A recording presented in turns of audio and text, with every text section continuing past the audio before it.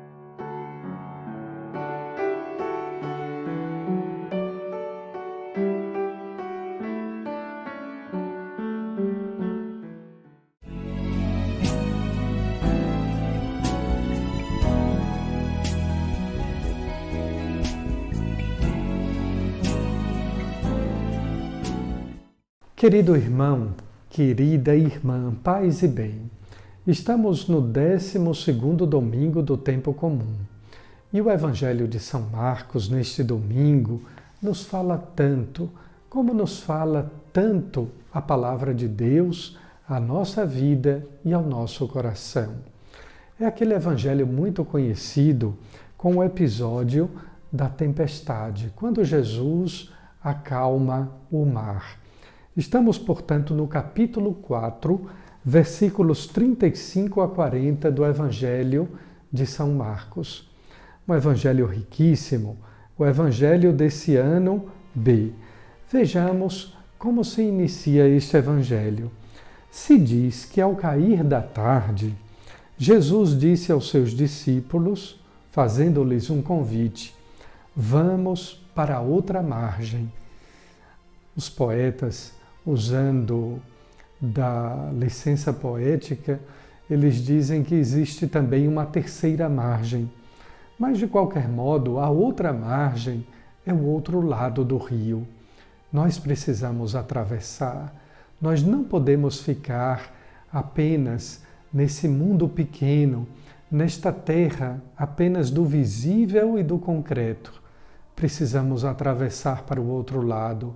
Precisamos vislumbrar e experimentar o outro lado da margem.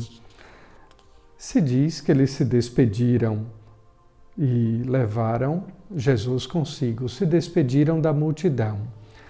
Diz também São Marcos que havia outras barcas no mar da Galileia.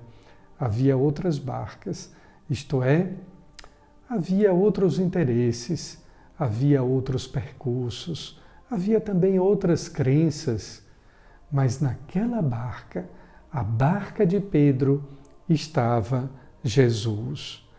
E então se desenvolve aquele trecho do Evangelho que nós conhecemos, do mar bravio, da borrasca, da tempestade. Os discípulos estavam ali realmente apavorados, com muito medo. E Jesus dormia no fundo do barco. São Marcos é até detalhista ao dizer que Jesus tinha a sua cabeça reclinada sobre um travesseiro. É que Jesus estava cansado, o homem, Deus, cansado de anunciar o Evangelho durante todo o dia. Na exegese bíblica há um comparativo com o capítulo 1, versículo 5 do livro de Jonas, do Antigo Testamento, quando se diz que Jonas dormiu para fugir da sua consciência. Jesus dorme não por esse motivo, dorme pelo seu cansaço humano. Ou como diz aquela canção tão conhecida, a barca, meu cansaço, que a outros descanse. Deste modo é que Jesus dormia, não como Jonas, repito, para fugir entorpecido da sua consciência. Podemos aqui lembrar também de quantas pessoas fazem uso de medicamentos, de ansiolíticos, para dormir, para apagar-se da realidade, para fugir dos seus pensamentos e do seu dia a dia. Fato é que aconteceu aquela borrasca, aquela tempestade, e os discípulos amedrontados vão acordar Jesus dizendo: Mestre, estamos perecendo e tu não te importas? Quantas vezes a gente faz essa oração diante das tempestades da nossa vida, do problema, do sofrimento, da desilusão, e a gente diz, mas parece que Deus se esqueceu de mim, parece que Deus me abandonou, que Deus não se importa com este meu problema, com esta minha situação. Jesus se levanta e ordena ao vento e ao mar silêncio, porque o silêncio faz parte de Deus. Aliás, convém lembrar aqui um santo que dizia: o barulho não faz bem. E o bem, com B maiúsculo, o sumo bem, que é Deus, não faz barulho. O barulho não faz bem. E o bem não faz barulho. O silêncio é sagrado. E por isso a liturgia da Santa Missa dedica um tempo especial ao silêncio, na pós-comunhão. Nada de cantar que o silêncio está cantando, porque o silêncio não canta. O silêncio faz silêncio. E esta foi a ordem de Jesus ao vento e ao mar: silêncio. Como também ele diz a cada um de nós: silêncio no teu coração, paz na tua consciência.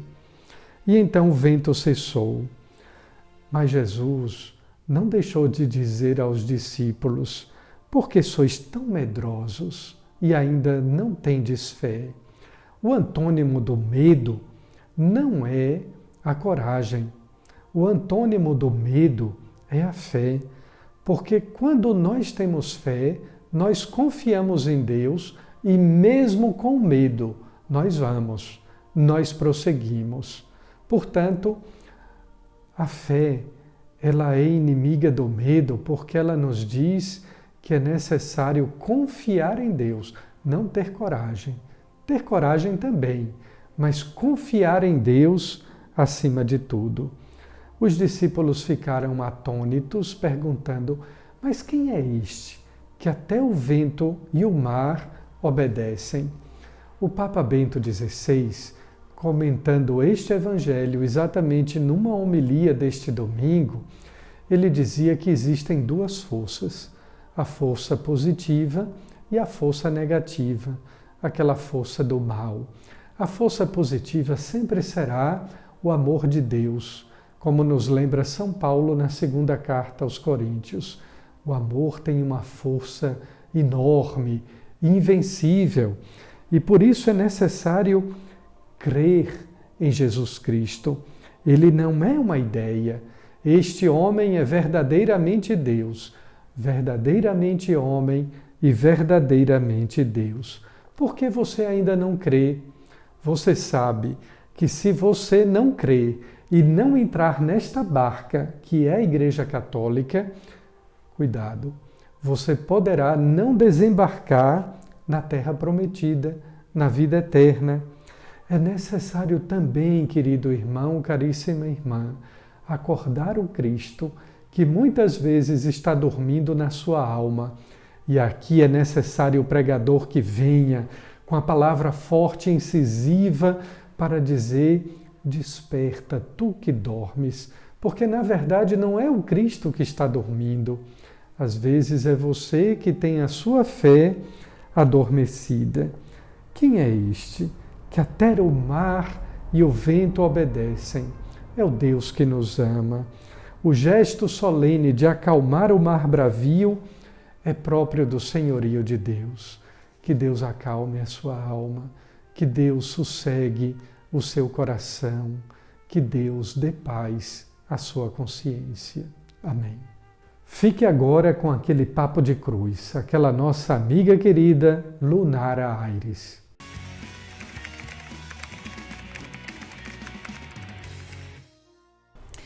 Olá para você que está acompanhando o programa de todo o coração. No quadro de hoje, um Papo de Cruz, eu convido você a meditar junto comigo na segunda leitura da liturgia deste domingo. Mas antes de começar, você já sabe que tem um pedido todo especial. Seja também um evangelizador, seja também um mensageiro da Boa Nova, junto com toda a equipe da Diocese. Compartilhe o link, avise ao pessoal sobre o programa de todo o coração. Dê o seu jeito, arrume um modo, mas nos ajude também a levar a mensagem do Evangelho. Amém? E, como eu já falei, a segunda leitura da liturgia desse domingo está no livro de 2 Coríntios, no capítulo 5, e eu vou meditar com vocês o versículo 17, que é o finzinho, mas a gente sempre diz, espero que vocês tenham meditado toda a liturgia. Amém?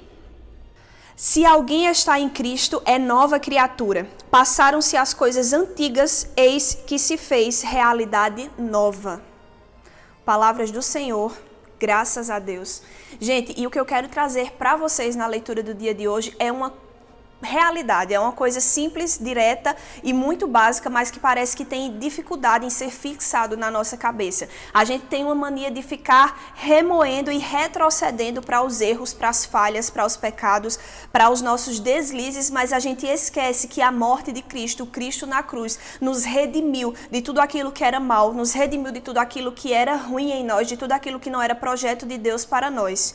Isso significa que eu não vou errar, que uma pessoa que se encontra com Cristo, que se encontra com a realidade nova, é uma pessoa perfeita, já em plena santidade? Não, porque se fosse assim, nós já estaríamos na eternidade. Mas essa pessoa que se encontra com Cristo, que entende realmente o sacrifício de Cristo na cruz, ela entende que não precisa estar olhando para trás, ela entende que não precisa estar remoendo os seus pecados e os seus erros, dizendo que não vai conseguir, porque sob ela está a força do sangue derramado na cruz. Sobre ela existe a realidade de um Cristo que morreu por nós, que morreu pelos nossos pecados. Deus, ele já sabia os seus erros, Deus, ele já sabia os seus pecados, os meus pecados, as minhas falhas, os meus erros, ele já sabia. E foi por isso que o Cristo morreu por mim. Foi por isso que o Cristo morreu por você, para nos dar vida nova, para nos dar um entendimento melhor de que é possível viver uma vida nele, é possível ser entregue totalmente à mensagem do Evangelho. E desse modo, a gente precisa entender que o sangue de Cristo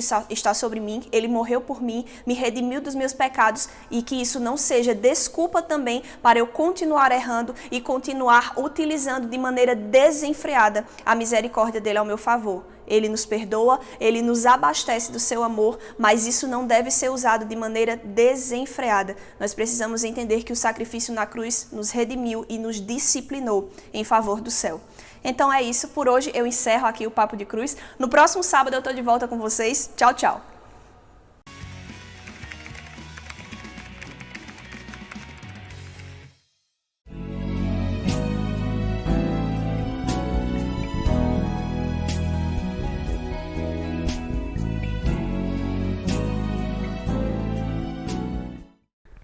Quantas tempestades no mar da vida agitaram nosso coração e desassossegaram a nossa mente. É hora de confiar mais em Deus, de saber que quando Jesus está no nosso barco, ou melhor, quando nós estamos na barca de Jesus, que é a Igreja, não há por que temer ou se desesperar. Supliquemos ao Cristo, que nos redimiu, que venceu a morte, que ressuscitou, que Ele nos conceda a sua graça e a sua bênção.